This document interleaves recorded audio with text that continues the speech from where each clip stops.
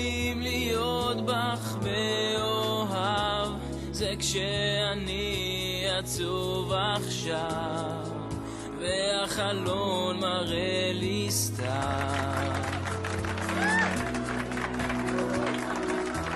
האם להיות בך מאוהב זה כשהלב מרגיש רעב כשאת לא פה לידי?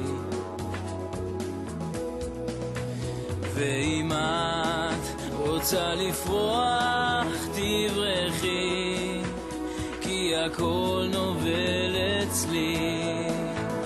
ואם את רוצה לשמוח תברחי כי כל כך מטריד אותי מה זה להיות בך מאוהב.